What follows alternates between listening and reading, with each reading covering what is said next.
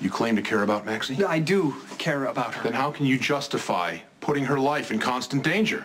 Don't answer that. You can't blame Spinelli for everything that happens in this town. Spinelli made a choice to marry his fate to Jason's. That practically puts him in the middle. Maxie, every other week, someone is either getting shot or killed in my jurisdiction. Now they're ripping kids out of parents' arms, and it all stems from the same place, the mob. Yeah, but Spinelli is a computer guy, not a hitman, and you're missing the point that matters the most. He is my best friend. He does make me a better person, and that makes Spinelli essential to my life. Maxie, you don't understand. You won't have a life if you keep hanging around with this guy. Stay away from my daughter. Do you understand? Starting now. Or I'll haul you down to the station, lock you up, charge you with whatever I can think of, and let your attorney sort it out later. My guess is if I throw enough against the wall, something's gonna stick. Will you please stop threatening him? Okay, there's no need to furrow your beautiful brow. I will not be swayed from Maximista's side. No, I didn't want to play this card, but you leave me no choice. I've been too lenient over the years. With you, with Georgie, with Robin. Especially when it comes to some of the whack jobs you've chosen to hang out with. Those days are over. I'll tell you how it's gonna be. No more Spinelli. That's it. I forbid you to see him. I'm over 18. You can't forbid me to do anything. I can while you're living under my roof. That's the new rule. And if you can't abide by it, well, you're gonna have to find your own place to live, Maxie. And if you do that, if you find your own place, I'm cutting you off, all right? You can't take the car. Okay, if I may interject, perhaps we've ventured into that unique hyperbolic territory that only rears its head when otherwise loving family members find themselves on opposite sides of an issue-related spectrum. What? It doesn't matter. I'm not gonna close the door on my friendship with Spinelli, and if that means that I'll have to move out and I'll be scraping by using public transportation, then I will chalk it up as a growing experience. I'm not backing down. So be it. Fine. Fine.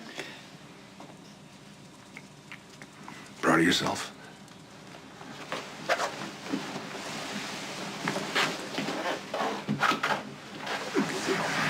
The Jackal's heart is warmed by your unwavering loyalty and ferocious defense, but your homelessness is not a desirable outcome. Perhaps you should just go after him and... And what? Apologize? Cave into Mac's blackmail? Let him pull me away from the one person I actually look forward to seeing every day? I don't think so. Well, what will you do? I'll do exactly what I said I would. I'll move out. I mean, I think that it's time. We're wonderful. I was? Yeah, well, you sit up to Mac like you do it every day. I'm very proud of you. Well, I'm overwhelmed by such praise, but the patriarch of Law and Order had some valid points. No, he didn't. He's just concerned about the safety of your lovely person, worried that some blowback from my chosen life might land on you, and I share those concerns. Well, I don't. I feel perfectly safe around you.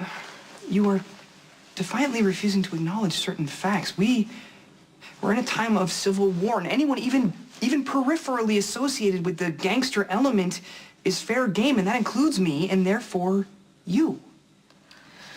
Not seeing you is not an option for me. And as for the so-called danger, I'll just have to live with the possibility and take reality as it comes. Has anyone braver ever walked this green earth? I am not brave. I'm selfish.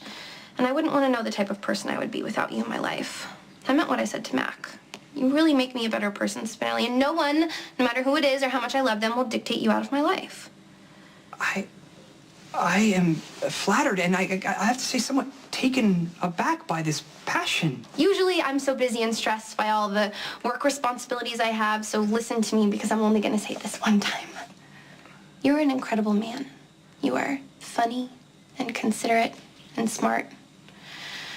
And given the chance to have 1 hour with you or a happily ever after with somebody else, I would take that 1 hour. Depending on who the happily ever after was attached to, but seeing as how there's no one in my life that's like that right now, I mean, what I said was how I felt, so that's the truth, right? Right. But now this... Your admirable stance has precipitated the necessity for an unexpected residence relocation. Yeah, well, I was only staying with Matt for that long because I think he still really misses Georgie. But, I mean, I'm a grown woman now, and I have a career, and thanks to you, my best friend, a social life that doesn't suck, so why shouldn't I have my own place? You sound sure. I am sure. Well, okay. But in the meantime, you'll need a place to lay your lovely head. I hope you'll consider Stone Cold's house at your disposal. Oh, no, I don't think that is a good idea. That would be very bad timing, and Jason's got a lot of stuff going on. If I stayed there, that would only distract him.